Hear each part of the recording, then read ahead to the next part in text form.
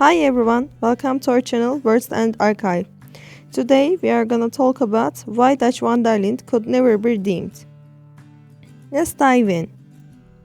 Dutch van der Linde was never just a leader, he was a promise. A man who appeared when people were at their weakest, not to save them, but to make sure they would never leave him. He told them he knew the way, and when the deaf followed that path, no one dared to ask if the way itself was wrong. This is not a story about betrayal. This is a story about why Dutch van der Linde could never be redeemed.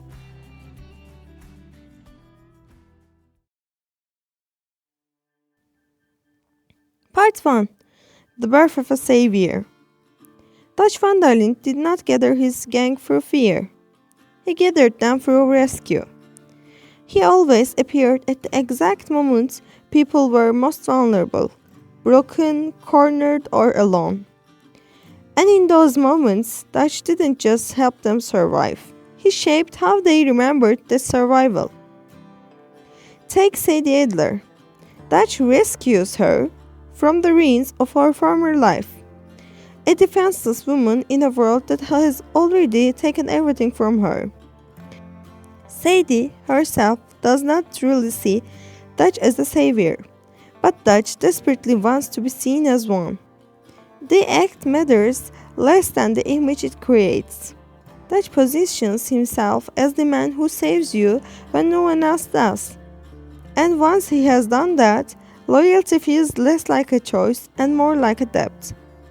In a group of people who don't know where they're going, the man who says "I know the way" becomes a leader, even if it doesn't.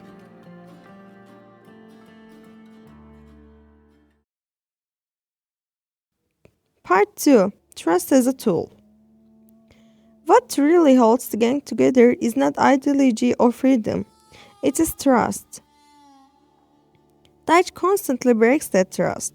Plans fail, people die, promises collapse, and yet the gang stays. Why? Because in the most critical moments, the remaining 30%, Dutch performs leadership just enough to restore the belief. He creates dramatic rescues, symbolic victories, and carefully staged moments of hope, like rescuing Jack.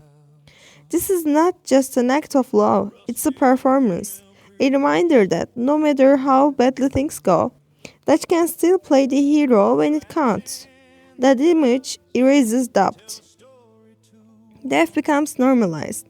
People stop questioning the path because it feels abstract, as if tragedy is natural, unavoidable, or destined to happen.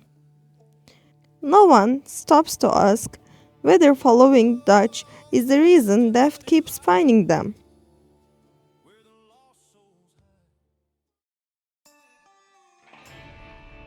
Part 3. When the lie starts believing itself. At some point, Dutch stops merely selling the dream. He begins to believe it. In truth, the gang could have been caught long before Mike ever betrayed them. They drew attention everywhere they went. Violence followed them like a shadow. But somehow, they survived again and again. Each escape feeds Dutch's ego. He begins to see survival not as luck, but as proof of destiny, as his achievement. This false confidence reaches its peak in moments like the boat incident, where Dutch shoots Cornwall, not out of necessity but as a symbolic act. Its violence framed as rebellion, a rich man, a system, a challenge to authority. Dutch interprets chaos as confirmation. He believes the story he tells others that he is untouchable, chosen, and right. Part 4. Micah, Power, and Silencing Truth. Micah does not corrupt Dutch. He reflects him. Micah offers something Dutch craves more than loyalty, validation without resistance. Together, they form a dynamic where power matters more than people. Examples make this clear. Leaving John to rot in prison. Loyalty is broken without hesitation. Using eagle flies, sacrificing others to keep the story alive. Silencing Arthur because truth threatens the narrative. Arthur doesn't just question Dutch's plans, he questions Dutch's identity, and that is unforgivable.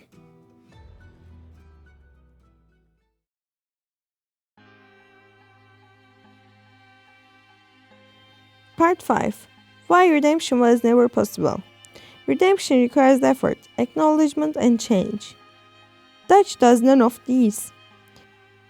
He forgets the people he once helped as soon as they stop reinforcing his image. He does not seek forgiveness. He does not face consequences.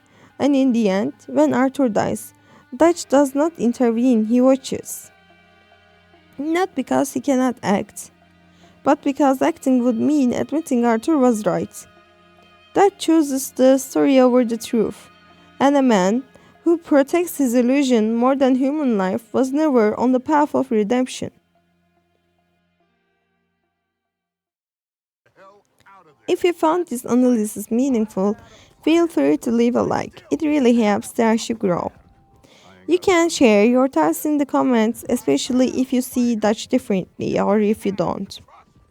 And if you'd like the more character driven, philosophical breakdowns like this, consider subscribing to Words and Archive. Thank you for watching. Until the next entry.